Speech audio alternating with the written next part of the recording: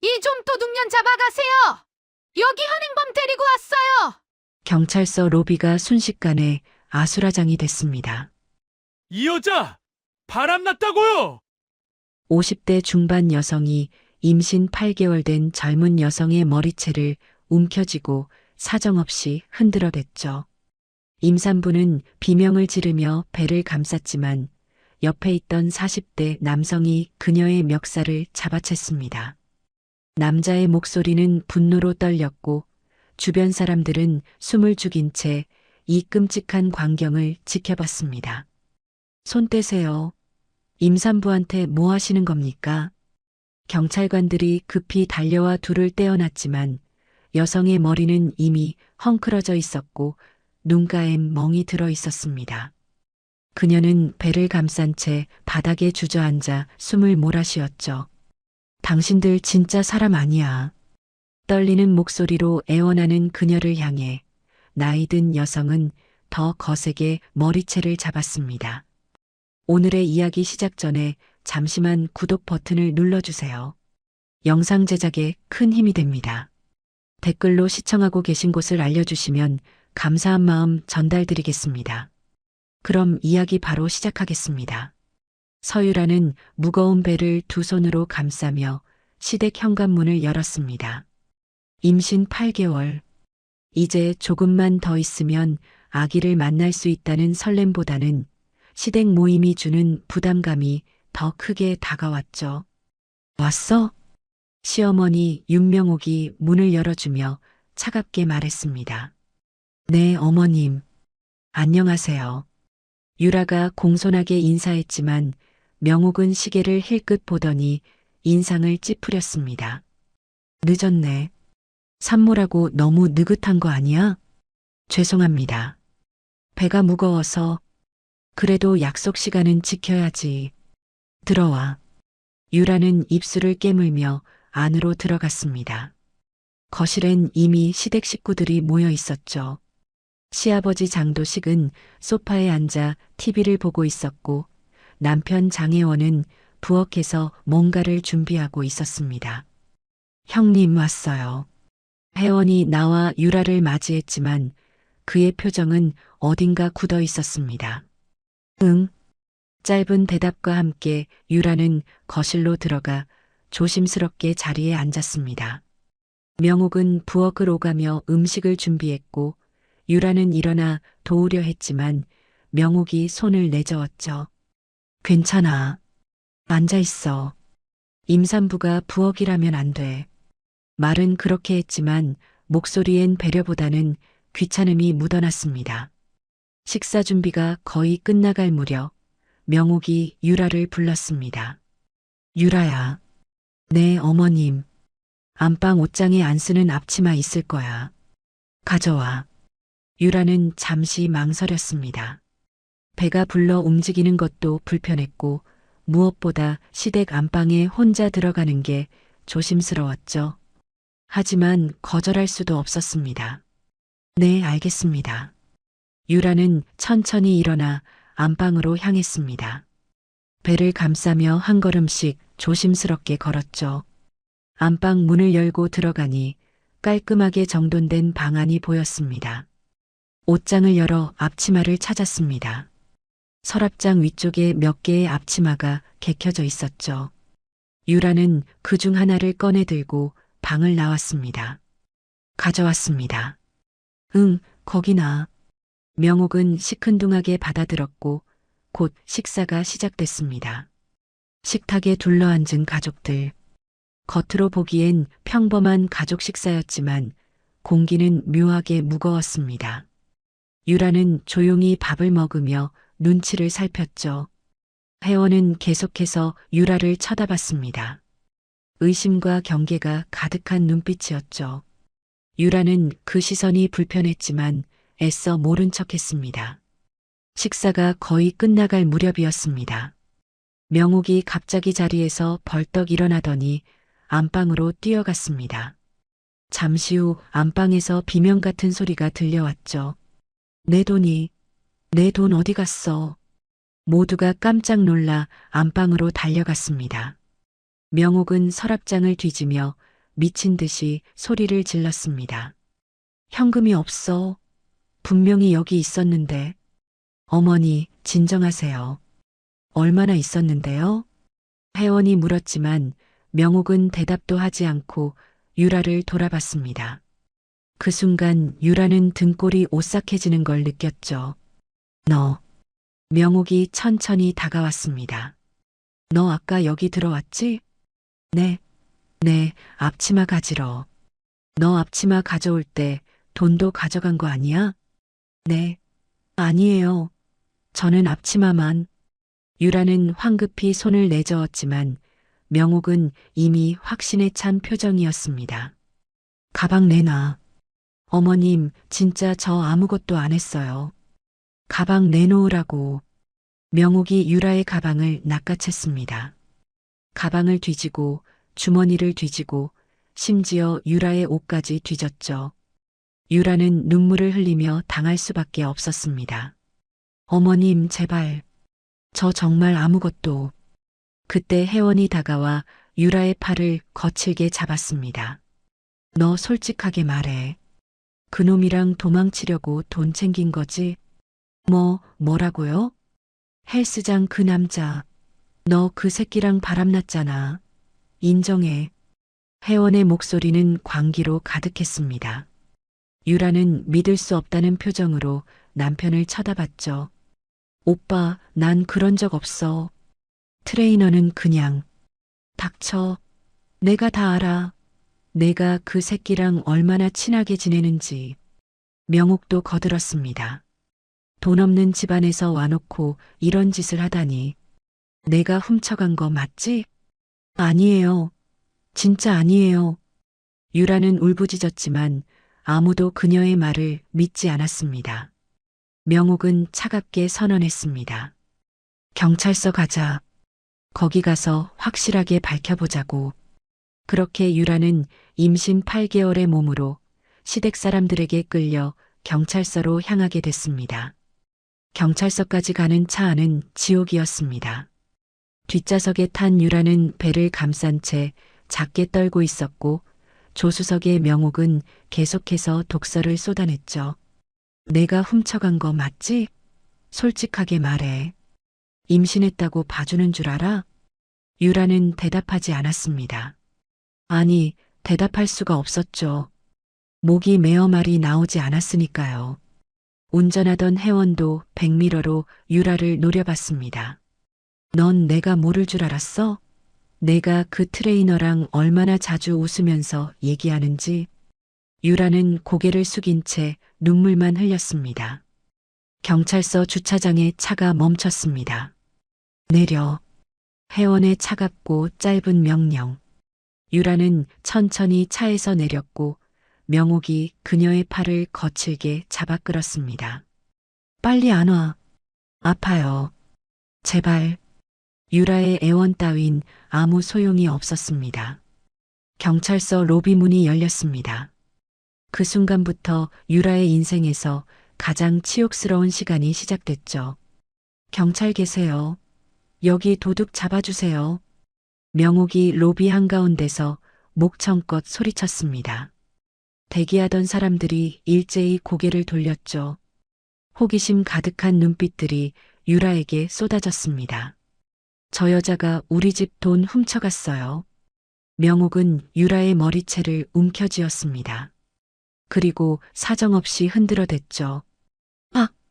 유라가 비명을 지르며 배를 감쌌지만 명옥은 멈추지 않았습니다. 도둑년, 임신했다고 봐주는 줄 알아. 어머님, 제발. 그때 혜원이 달려들어 유라의 멱살을 잡았습니다. 이 사람 바람났어요. 헬스장 남자랑 바람나서 우리 집 돈까지 훔쳐간 거라고요.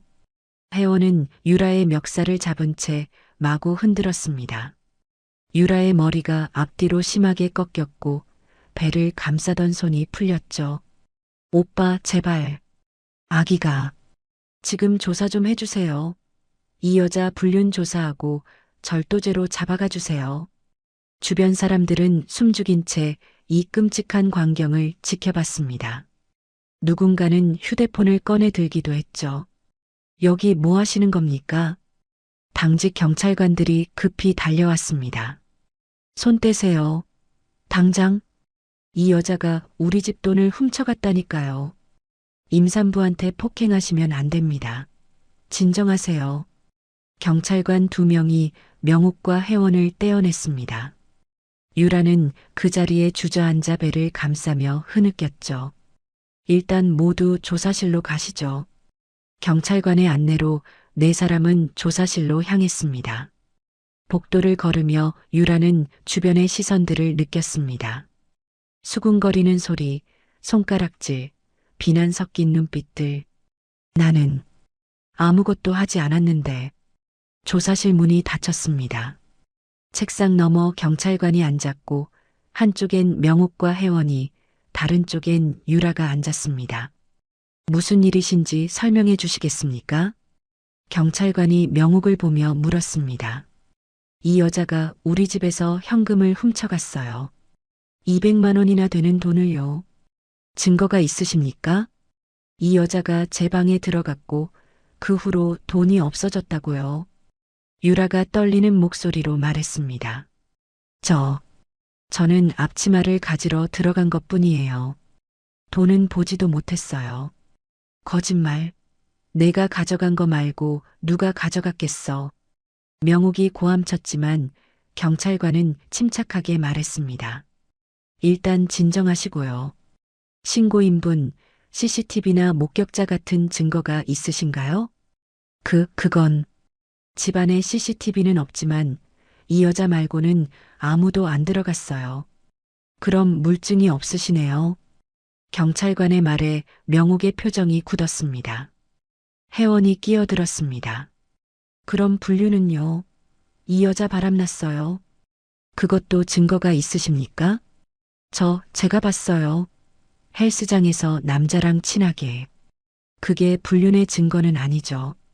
말씀드리지만 확실한 증거 없이는 조사도 어렵습니다. 경찰관은 한숨을 쉬며 말을 이었습니다.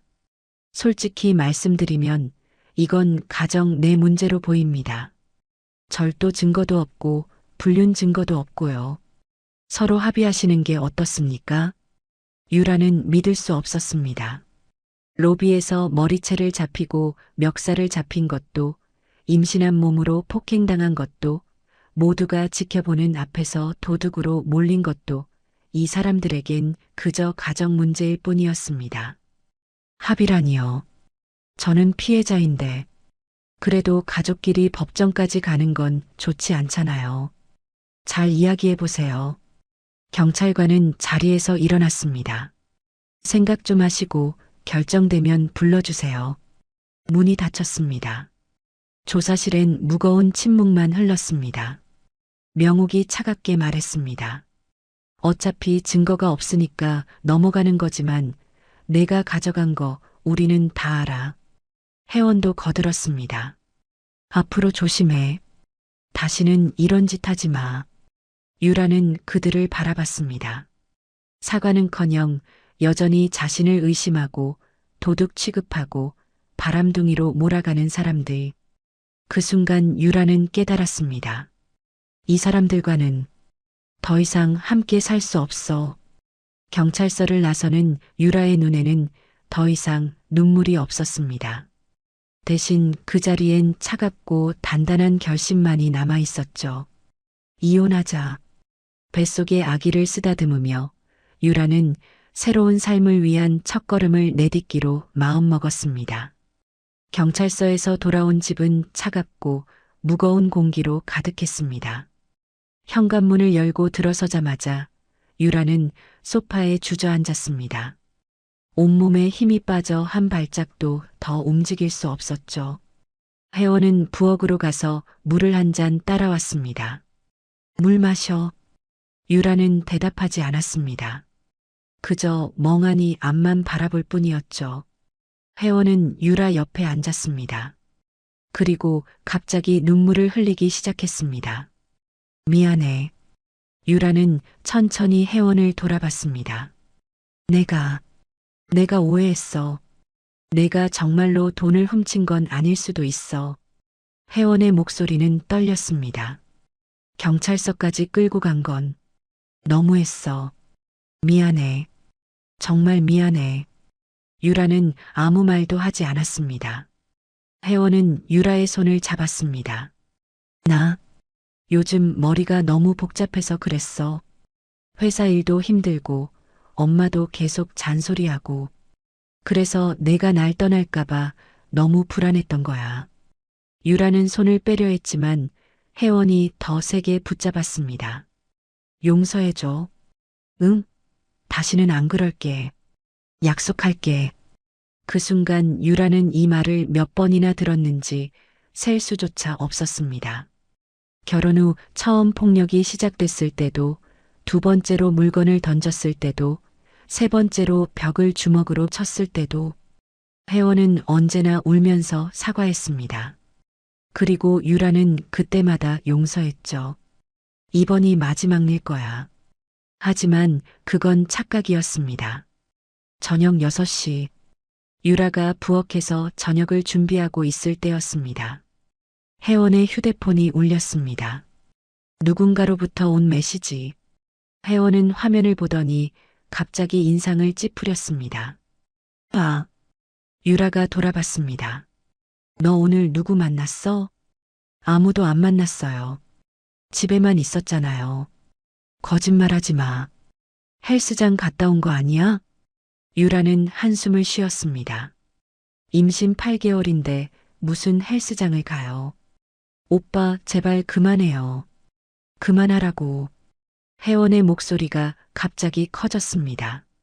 내가 그만하라고. 내가 바람 피우는데 내가 참으라고. 저 바람 안 피웠어요. 입 닥쳐. 쾅. 혜원의 주먹이 벽을 가격했습니다. 벽지가 찢어지고 석고 가루가 떨어졌죠. 유라는 본능적으로 배를 감쌌습니다. 혜원은 거실을 미친 듯이 돌아다니며 물건들을 집어던지기 시작했습니다. 리모컨이 TV에 부딪혔고 컵이 바닥에 떨어져 산산조각 났습니다. 내가 날 무시하는 거 다 알아. 그 트레이너 새끼한테 웃으면서 말하면서 나한테는 차갑게 굴잖아. 오빠, 제발. 유라는 울음을 참으며 방으로 피했습니다. 문을 잠그고 구석에 몸을 웅크렸죠. 밖에서는 여전히 물건 깨지는 소리가 들렸습니다. 그 순간 유라의 머릿속에 오래된 기억들이 스쳐 지나갔습니다. 새해 전 혜원을 처음 만났을 때 그는 유라에게 너무나 적극적이었습니다. 하루에 문자를 수십 통씩 보냈고 유라가 대답하지 않으면 전화를 수없이 걸어댔죠. 보고 싶어. 지금 뭐해? 밥은 먹었어? 누구랑 있어? 처음엔 그 관심이 싫지 않았습니다. 아니, 오히려 좋았죠. 나를 이렇게까지 좋아해주는 사람이 있다니. 어느 날 유라가 친구들과 저녁 약속이 있다고 했을 때 혜원은 유라의 집 앞에서 5시간을 기다렸습니다. 너 올 때까지 여기 있을 거야. 나 없이 집에 들어가지 마.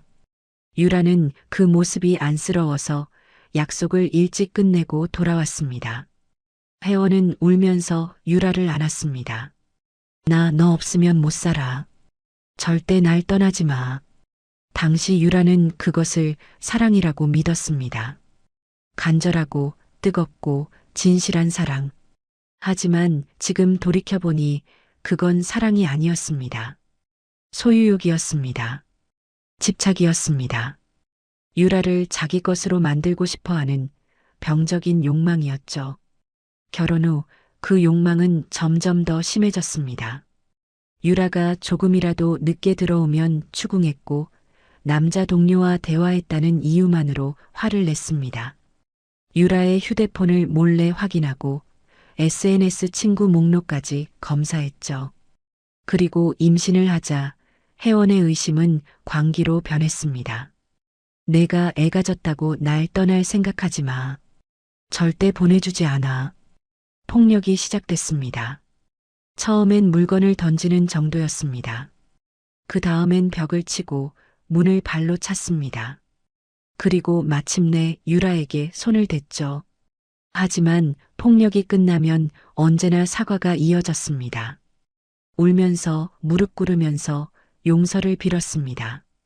그리고 유라는 매번 용서했습니다. 이번이 마지막이겠지. 하지만 폭력은 끝나지 않았습니다. 오히려 점점 더 심해질 뿐이었죠. 방문 밖에서 혜원의 목소리가 들렸습니다. 유라야, 문 열어. 미안해. 내가 또 화를 냈네. 문 열어줘. 유라는 눈물을 닦으며 배를 쓰다듬었습니다.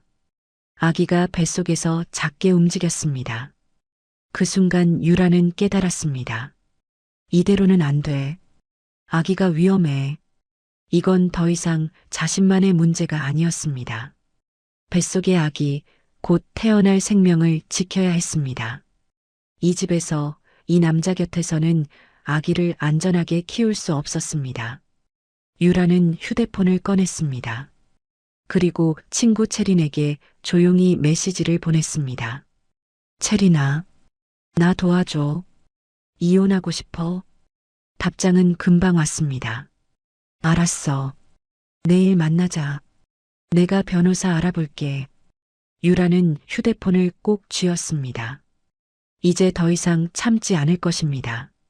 이제 더 이상 용서하지 않을 것입니다. 자신과 아기를 지키기 위해 유라는 싸우기로 결심했습니다. 다음 날 아침 유라는 조용히 집을 나섰습니다.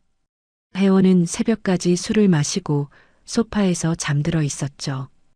유라는 최대한 소리를 내지 않으며 현관문을 열고 나왔습니다. 약속 장소는 동네 카페였습니다. 이미 도착해 있던 채린이 유라를 보자마자 달려왔습니다. 유라야. 채린은 유라를 꼭 안았습니다. 유라는 그제야 긴장이 풀렸는지 채린의 품에서 조용히 울음을 터뜨렸죠. 괜찮아. 이제 괜찮을 거야. 채린이 유라의 등을 토닥였습니다. 두 사람은 자리에 앉았고 채린은 가방에서 명함 한 장을 꺼냈습니다. 내가 알아봤어. 이혼 전문 변호사인데 되게 유능하대. 특히 가정폭력 사건에 강하다고 하더라. 유라는 명함을 받아들었습니다. 배시온 변호사, 오늘 오후 3시에 상담 약속 잡았어. 같이 가자. 유라는 고개를 끄덕였습니다. 채린아, 고마워. 무슨 소리야? 당연한 거지. 채린은 유라의 손을 꼭 잡았습니다. 근데 유라야, 병원부터 가야 할 것 같아. 어제 경찰서에서 많이 다쳤을 거 아냐. 유라는 고개를 저었습니다. 괜찮아. 괜찮은 게 아니야. 진단서 받아놔야 해. 나중에 증거로 쓸 수 있어. 채린의 말이 맞았습니다. 두 사람은 곧장 병원으로 향했습니다. 진료실에 들어간 유라를 본 의사는 깜짝 놀랐습니다. 어머, 이게 어떻게 된 거예요? 유라의 목과 팔에는 멍이 들어 있었고 머리카락 일부가 뜯겨 있었습니다. 폭행을 당하셨어요? 유라는 천천히 고개를 끄덕였습니다. 의사는 신중하게 진찰을 진행했습니다. 초음파로 태아 상태를 확인하고 외상 부위를 꼼꼼히 살폈죠. 다행히 아기는 괜찮아요. 하지만 산모분 상태가 스트레스를 너무 많이 받으신 것 같네요. 의사는 진단서를 작성하며 물었습니다. 경찰 신고는 하셨어요? 했는데 제대로 처리가 안 됐어요. 의사는 안타까운 표정을 지었습니다. 이 진단서 잘 보관하세요. 법적으로 필요할 겁니다. 유라는 진단서를 받아들고 병원을 나섰습니다. 오후 3시 법률사무소. 깔끔하게 정돈된 사무실 안으로 들어서자 40대 초반으로 보이는 여성이 일어나 맞이했습니다. 서유라 씨 맞으시죠? 배시온 변호사입니다. 배 변호사는 단정한 정장 차림에 차분하면서도 날카로운 인상을 주는 사람이었습니다. 세 사람은 상담실에 앉았습니다. 배 변호사는 유라를 똑바로 바라보며 물었습니다. 편하게 말씀해 주세요. 어떤 도움이 필요하신가요? 유라는 숨을 깊이 들이마시고 이야기를 시작했습니다. 시댁에서의 모욕, 경찰서에서의 폭행, 남편의 반복되는 폭력, 끝없는 의심과 집착. 배 변호사는 노트북에 내용을 기록하며 중간중간 질문을 던졌습니다. 경찰서 사건은 며칠 전이었나요? 네, 이틀 전이요. 혹시 그날 경찰서 CCTV가 있었나요? 로비에 있었던 것 같아요. 배 변호사가 고개를 끄덕였습니다. 좋습니다. 그 영상 확보할 수 있어요. 그리고 이 진단서도 중요한 증거가 되고요. 유라는 가방에서 진단서를 꺼내 건넸습니다. 배 변호사는 진단서를 꼼꼼히 살펴본 뒤 말했습니다. 서유라 씨, 이 정도면 즉시 증거를 모아야 합니다. 어떤 증거요? 일단 집에서의 폭력 상황을 녹음하세요. 남편분이 화를 내거나 물건을 던지거나 폭언을 할 때 최대한 많이 녹음해 두는 겁니다. 유라는 고개를 끄덕였습니다. 그리고 경찰서 CCTV는 제가 요청해서 확보하겠습니다. 시댁에서 서유라 씨를 폭행한 장면이 고스란히 담겨 있을 겁니다. 시어머니와 남편 모두요? 네. 공공장소에서의 폭행은 명백한 범죄 행위입니다. 그리고 혹시 시댁분들이 보낸 문자나 카카오톡 메시지 같은 것도 있나요? 유라는 휴대폰을 꺼냈습니다.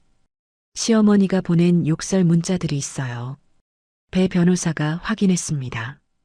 화면엔 온갖 욕설과 모욕적인 표현들이 가득했죠. 이것도 다 증거입니다. 절대 지우지 마시고 백업해 두세요. 유라는 처음으로 희망을 느꼈습니다. 이 사람은 자신을 믿어주고 있었고 구체적인 해결책을 제시하고 있었습니다. 배 변호사는 말을 이었습니다. 그리고 한 가지 더 확인해야 할 게 있습니다. 시댁에서 사라졌다는 현금 말이에요. 그건 제가 가져간 게 아닌데 저도 그렇게 생각합니다. 그래서 조사가 필요해요. 배 변호사는 노트북을 두드리며 설명했습니다. 보통 이런 경우 실제로 가족 구성원 중 누군가가 가져간 경우가 많습니다. 시아버님이나 남편분 혹은 다른 친척 중에 금전 문제가 있는 분은 없나요? 유라는 잠시 생각했습니다. 시아버지가 가끔 돈 때문에 시어머니랑 다투는 걸 본 적은 있어요. 배 변호사의 눈빛이 날카로워졌습니다. 구체적으로 어떤 내용이었나요? 잘은 모르겠는데 시어머니가 또 어디다 쓴 거냐고 소리치는 걸 들었어요. 혹시 도박이나 주식 같은 걸 하시나요? 유라는 고개를 갸웃했습니다. 확실하진 않지만 한 번은 시아버지 휴대폰에서 경마 관련 앱을 본 것 같아요. 배 변호사가 메모했습니다. 알겠습니다. 시아버지분의 금융거래 내역도 확인해 볼 필요가 있겠네요. 그게 가능한가요? 소송 과정에서 법원에 요청할 수 있습니다. 특히 재산 분할이나 절도 혐의와 관련된 사건이라면요. 배 변호사는 유라를 안심시키듯 말했습니다. 서유라 씨, 걱정하지 마세요. 우리가 하나씩 진실을 밝혀낼 겁니다. 유라는 처음으로 안도의 한숨을 쉬었습니다. 이제 혼자가 아니었습니다. 자신을 지켜줄 사람들이 생겼고 싸울 무기도 생겼습니다. 상담을 마치고 나오는 길, 채린이 유라의 어깨를 두드렸습니다. 이제 시작이야. 우리 끝까지 간다. 유라는 고개를 끄덕이며 배를 쓰다듬었습니다. 조금만 기다려. 엄마가 우리 지켜줄게. 그리고 그 순간 유라는 몰랐습니다. 곧 모든 진실이 밝혀질 거라는 것을, 그리고 그 진실이 시댁 전체를 무너뜨릴 거라는 것을. 이틀 후 배 변호사에게서 연락이 왔습니다. 서유라 씨, 지금 사무실로 오실 수 있으세요? 중요한 자료를 확보했습니다. 유라는 재빨리 외출 준비를 했습니다. 혜원은 회사에 나가고 없었기에 조용히 집을 나설 수 있었죠. 법률사무소에 도착하자 배 변호사는 심각한 표정으로 유라를 맞이했습니다. 앉으세요. 보여드릴 게 있습니다. 배 변호사는 노트북 화면을 돌렸습니다. 화면엔 은행 거래 내역이 가득했습니다. 장도식의 계좌 내역이었죠. 법원을 통해 시아버님의 금융 거래 내역을 확보했습니다. 그리고 배 변호사는 화면을 스크롤했습니다. 여기 보세요. 지난 6개월간의 출금 내역입니다. 유라는 화면을 들여다봤습니다. 10만 원, 50만 원, 100만 원. 규칙적으로 반복되는 출금 내역들. 그리고 그 옆에 적힌 메모들. 경마장, 카지노, 인터넷 도박. 유라의 눈이 커졌습니다. 이게 전부 도박이었어요? 네. 그리고 이건 시댁 모임 전날 거래 내역입니다. 배 변호사가 특정 날짜를 확대했습니다. 그날 장도식은 200만 원을 인출했습니다. 시간은 오후 2시. 시어머님이 현금을 발견하지 못한 시각이 언제였죠? 저녁 6시쯤이었어요. 그렇죠. 그 사이 시간에 시아버님이 이 돈을 가져간 겁니다. 유라는 숨이 막히는 것 같았습니다. 그럼 제가 도둑으로 몰린 건 억울하게 누명을 쓴 겁니다. 더 자세히 조사해 보니 시아버님은 최근 석 달 동안만 500만 원 넘게 도박으로 잃으셨더군요. 유라는 주먹을 꽉 쥐었습니다. 분노가 치밀어 올랐습니다. 자신은 임신한 몸으로 머리채를 잡히고 멱살을 잡혔습니다. 경찰서 로비에서 도둑으로 몰려온 사람들 앞에서 망신을 당했죠. 그런데 진짜 범인은 따로 있었습니다. 바로 시아버지 장도식이었습니다. 이 자료를 시댁에 보여줄 겁니까? 배 변호사가 물었습니다. 유라는 고개를 끄덕였습니다. 당연하죠. 제가 직접 보여줄 겁니다. 그날 저녁 유라는 시댁으로 향했습니다. 손에는 배 변호사가 정리해준 자료 봉투가 들려 있었죠. 현관문을 열고 들어서자 시댁 식구들이 거실에 모여 있었습니다. 명욱이 유라를 보더니 눈살을 찌푸렸습니다. 갑자기 무슨 일이야? 유라는 대답하지 않고 거실로 걸어 들어갔습니다. 그리고 소파 테이블 위에 서류 뭉치를 내려놨습니다. 이게 뭔데? 혜원이 물었지만 유라는 여전히 침묵했습니다. 명욱이 서류를 집어들었습니다. 첫 장을 펼치는 순간 그녀의 얼굴이 굳어졌습니다. 이건 은행 거래 내역서. 장도식의 이름이 선명하게 적혀 있었고 수많은 도박 관련 거래들이 날짜별로 정리돼 있었습니다. 명욱의 손이 떨렸습니다. 당신, 이게 대체 뭐야? 장도식은 소파에서 벌떡 일어났습니다. 아니야. 그건, 닥쳐. 명욱의 고함이 터져 나왔습니다. 네가 미쳤구나, 이 사람아. 아직도 도박을 못 끊었어. 명욱은 서류를 장도식의 얼굴에 던졌습니다. 내가 몇 번을 경고했어. 다시는 도박하지 말라고. 그런데 또 했어. 여보, 진정해. 내가 설명할게. 설명? 무슨 설명을 해? 6개월 동안 500만 원을 도박으로 날렸는데. 명욱은 손가락으로 특정 날짜를 짚었습니다.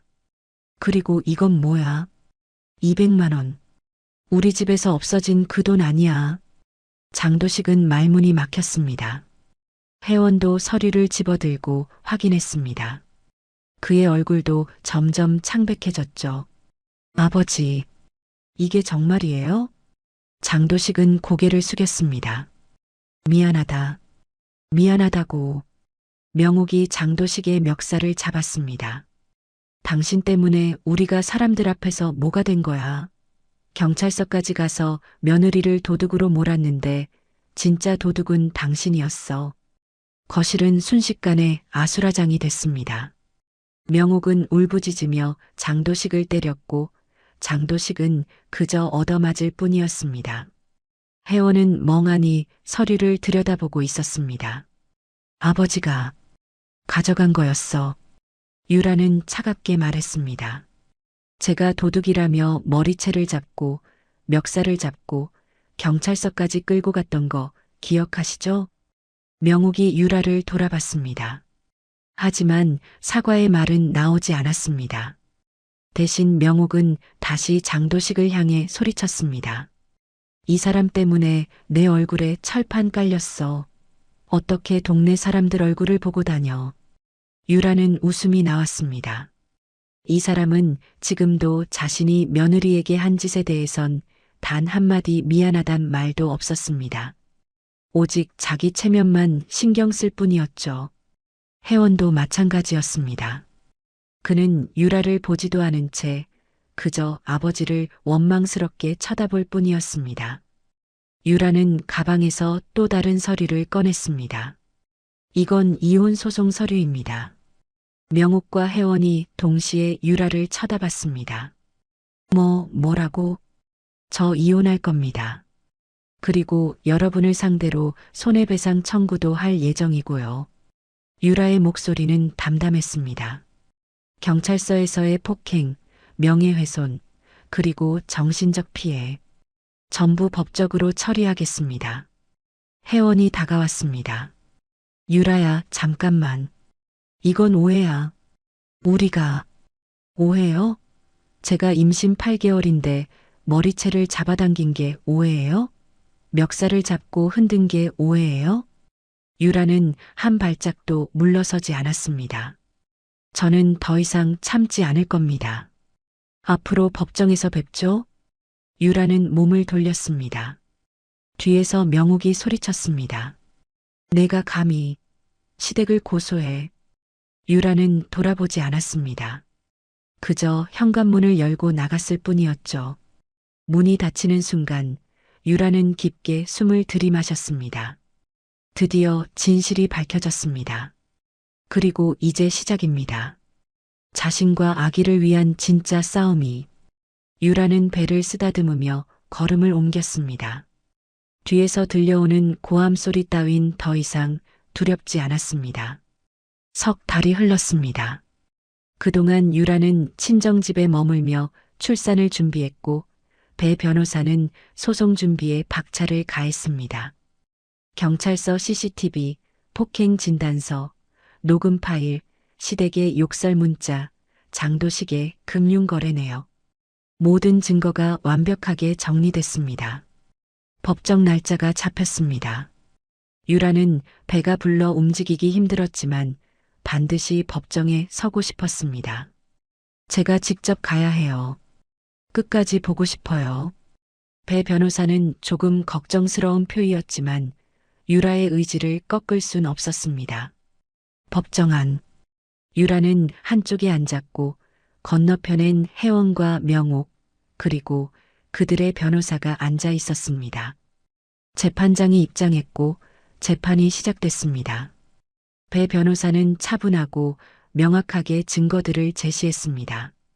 원고 서유라 씨는 임신 8개월의 몸으로 피고 윤명옥과 장혜원으로부터 지속적인 폭행과 모욕을 당했습니다. 이는 경찰서 CCTV에 고스란히 기록돼 있습니다. 화면에 경찰서 로비 영상이 재생됐습니다.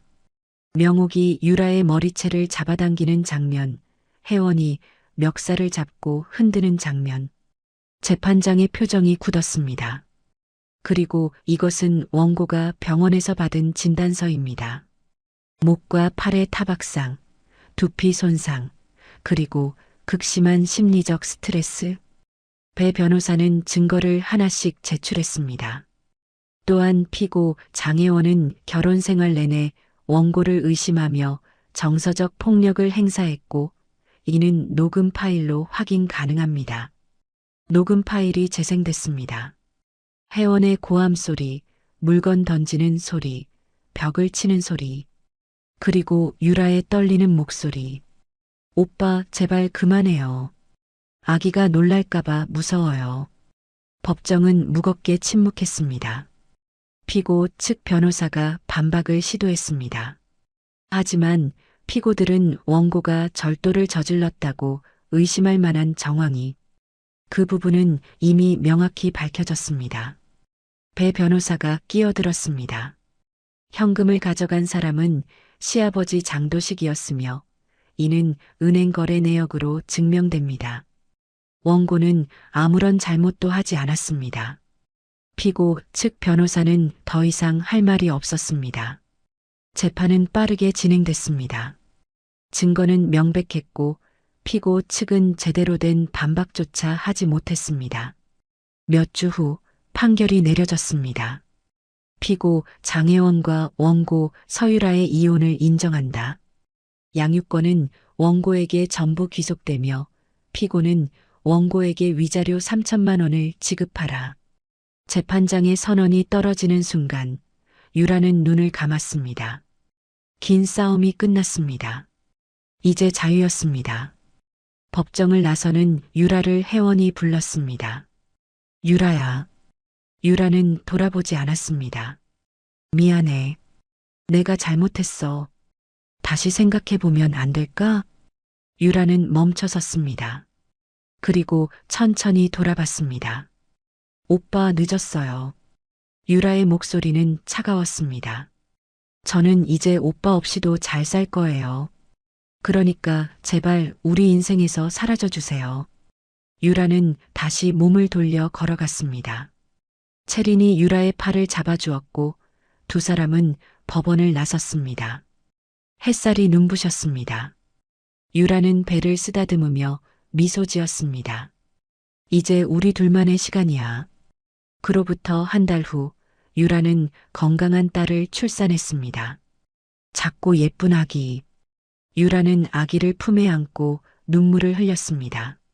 엄마가 지켜줄게. 절대 아무도 너한테 상처 주지 못하게 할게. 산후조리원에서의 시간은 평화로웠습니다. 더 이상 누구 눈치를 볼 필요도 폭력에 떨 필요도 없었습니다. 그저 아기와 둘이서 조용하고 따뜻한 시간을 보냈죠. 석 달 후 유라는 직장에 복귀했습니다. 회사 동료들은 유라를 따뜻하게 맞아주었습니다. 유라 씨, 고생 많으셨어요. 아기 사진 좀 보여주세요.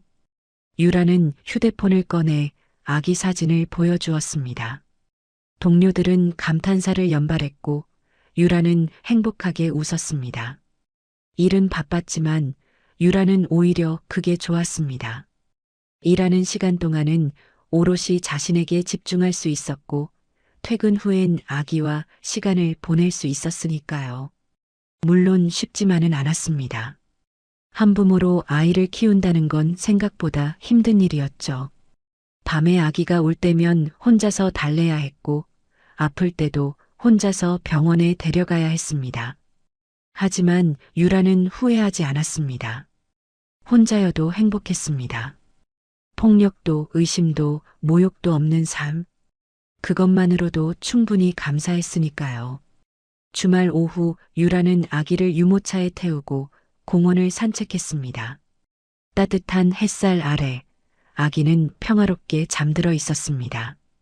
유라는 벤치에 앉아 아기를 내려다봤습니다. 우리 잘하고 있지?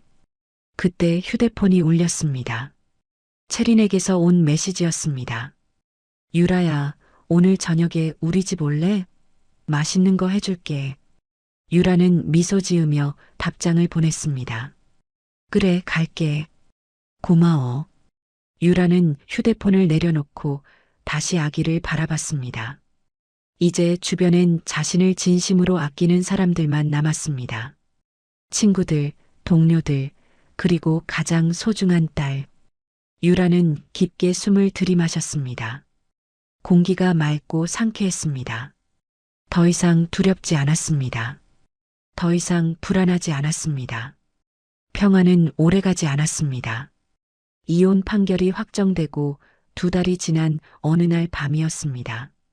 새벽 2시 유라는 아기의 울음소리에 잠에서 깼습니다. 딸을 안아 달래려는 순간 현관 쪽에서 다른 소리가 들렸습니다. 띵동, 띵동, 띵동. 초인종이 끊임없이 울렸습니다. 유라의 심장이 쿵쾅거리기 시작했습니다. 유라야, 문 열어. 현관문 밖에서 혜원의 목소리가 들렸습니다. 제발 문 좀 열어줘. 나 잘못했어. 유라는 아기를 꼭 안은 채 벽에 등을 기댔습니다. 초인종은 계속 울렸습니다.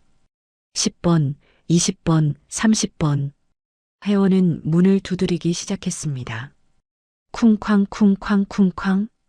돌아와. 우리 다시 시작하자고. 유라는 떨리는 손으로 휴대폰을 집어들었습니다. 경찰에 신고해야 했습니다. 하지만 혜원은 30분쯤 소란을 피우다 사라졌습니다. 경찰이 도착했을 땐 이미 아무도 없었죠. CCTV 확인해서 연락드리겠습니다. 경찰관은 그렇게 말하고 돌아갔습니다. 유라는 그날 밤 잠을 이룰 수 없었습니다. 그리고 이튿날 새벽 3시 또다시 초인종이 울렸습니다. 띵동 띵동 띵동 띵동. 유라야, 나 여기 있어. 혜원은 매일 밤 찾아왔습니다. 새벽 2시, 3시, 4시. 불규칙한 시간에 나타나 초인종을 누르고 문을 두드리고 소리를 질렀습니다. 유라는 매일 밤 공포에 떨어야 했습니다. 출근길도 악몽이었습니다. 유라가 아침 8시에 아파트를 나서면 어디선가 혜원이 나타났습니다. 유라야, 잠깐만. 유라는 아기를 안은 채 빠르게 걸었지만 혜원은 뒤따라왔습니다. 나 좀 봐줘. 제발.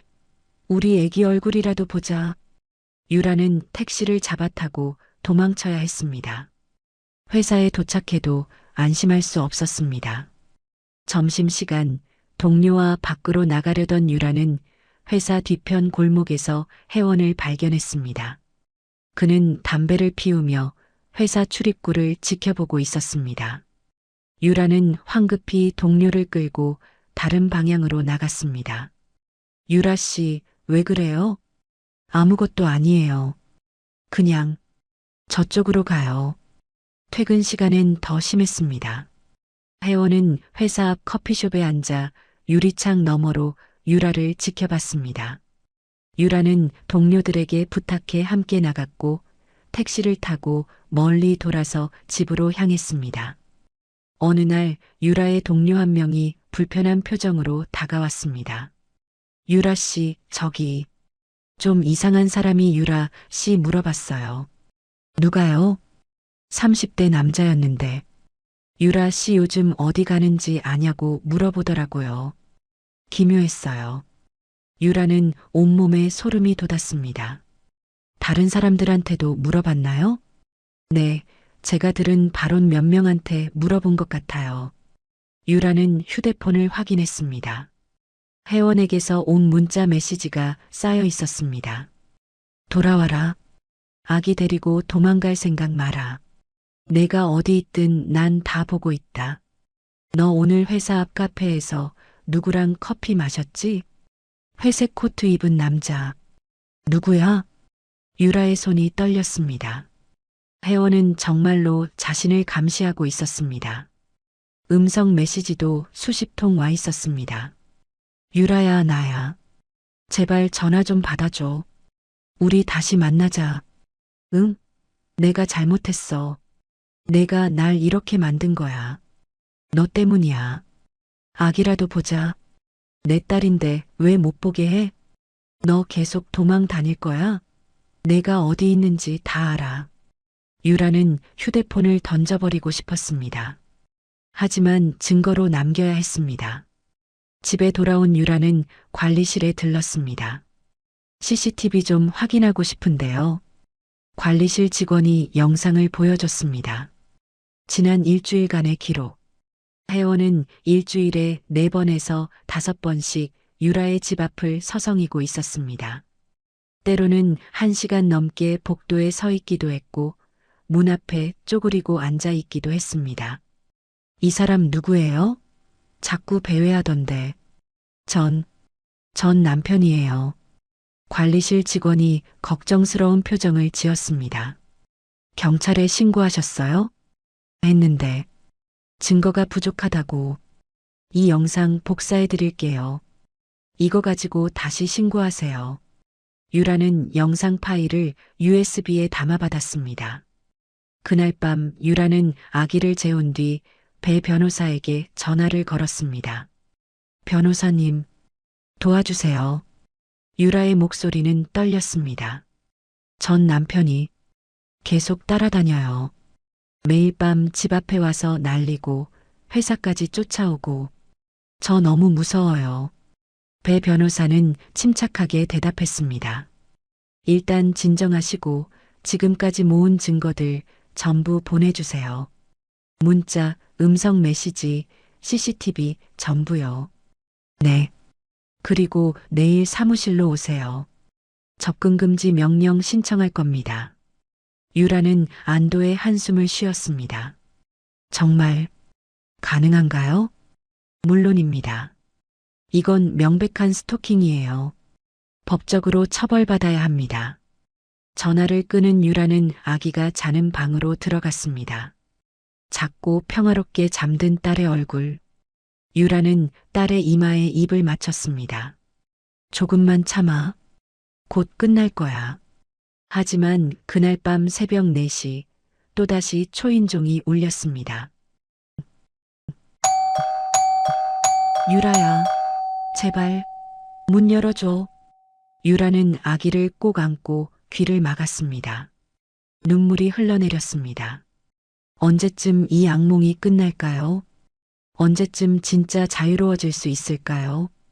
유라는 떨리는 손으로 휴대폰을 들고 모든 증거를 배 변호사에게 전송했습니다. 이제 정말 마지막 싸움입니다. 더 이상 물러설 곳은 없었습니다. 다음 날 아침 유라는 배 변호사 사무실로 향했습니다. 가방 안엔 모든 증거가 담겨 있었습니다. 문자 메시지 캡처, 음성 파일, CCTV 영상, 경찰 신고 접수증. 배 변호사는 자료들을 꼼꼼히 검토했습니다. 충분합니다. 즉시 접근금지 명령을 신청하겠습니다. 얼마나 걸릴까요? 긴급한 사안이니 빠르면 이틀 안에 나올 겁니다. 유라는 고개를 끄덕였습니다. 배 변호사는 법원에 서류를 제출했고 이틀 뒤 결과가 나왔습니다. 접근금지 명령 승인됐습니다. 배 변호사의 전화를 받은 유라는 그 자리에서 울음을 터뜨렸습니다. 정말요? 네. 장혜원은 앞으로 서유라 씨와 따님으로부터 100m 이내 접근이 금지됩니다. 집, 직장, 그 어디든요. 감사합니다. 정말 감사합니다. 유라는 한참을 울었습니다. 그날 오후 경찰이 혜원에게 접근금지 조치를 통보했습니다. 경찰관 2명이 혜원의 집을 방문했습니다. 장혜원 씨 맞으십니까? 네, 그런데 경찰관은 서류를 건넸습니다. 법원으로부터 접근금지 명령이 발부됐습니다. 전 부인 서유라 씨와 그녀의 자녀로부터 100m 이내 접근이 금지됩니다. 혜원의 얼굴이 창백해졌습니다.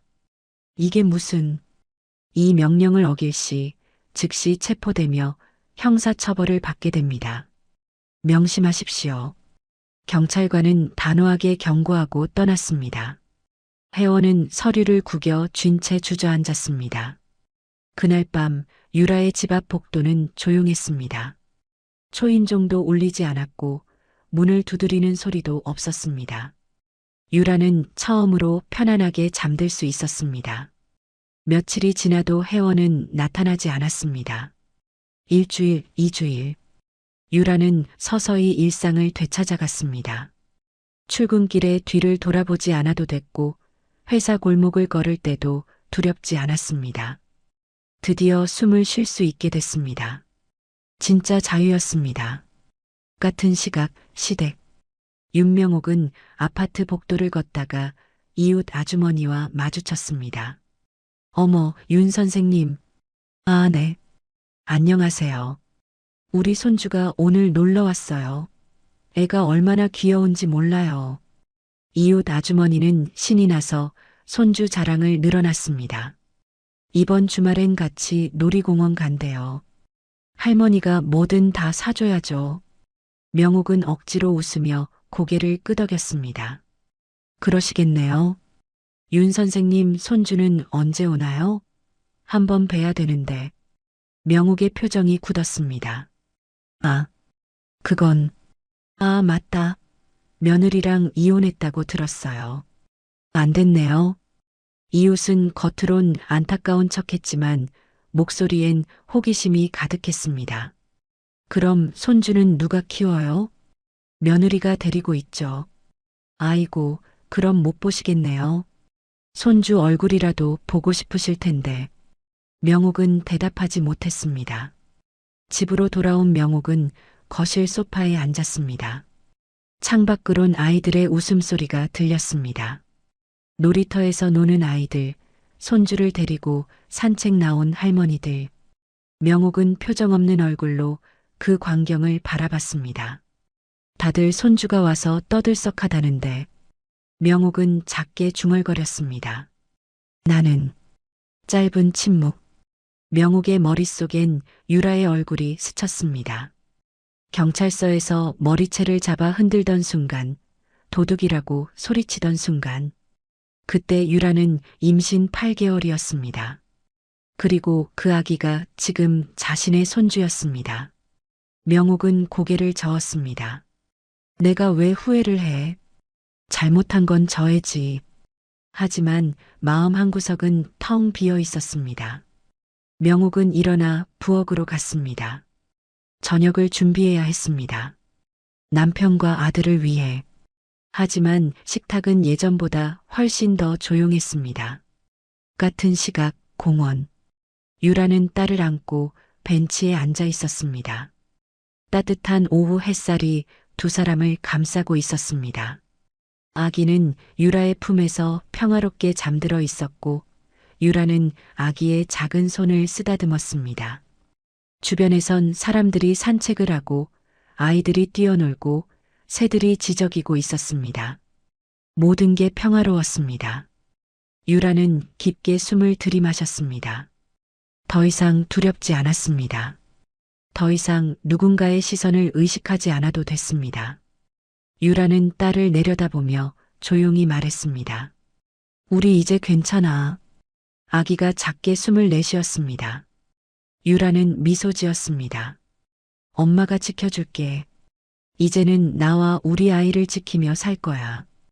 유라는 아기를 조금 더 꼭 안았습니다. 햇살이 따스했습니다. 바람이 부드러웠습니다. 그리고 무엇보다 유라의 마음이 평온했습니다. 긴 싸움이 끝났습니다. 이제 남은 건 앞으로 나아가는 것뿐이었습니다. 유라는 벤치에서 일어나 천천히 걷기 시작했습니다. 아기를 안은 채 햇살을 향해. 그녀의 발걸음은 가벼웠고 얼굴엔 평화로운 미소가 머물러 있었습니다. 유라는 더 이상 과거를 돌아보지 않았습니다. 이제 그녀의 눈앞엔 오직 미래만 있었습니다. 밝고 따뜻하고 희망으로 가득한 미래. 그리고 그 미래를 향해 유라는 한 걸음 한 걸음 나아갔습니다. 자신의 힘으로, 자신의 선택으로, 진정한 자유를 얻은 여성으로서. 햇살 아래를 걷는 유라의 뒷모습은 당당했고 그녀가 안고 있는 아기는 평화롭게 잠들어 있었습니다. 이것이 유라가 선택한 삶이었습니다. 그리고 이것이 유라가 지켜낸 행복이었습니다. 끝까지 시청해 주셔서 감사합니다. 지금까지 사연 빛나는 밤이었습니다.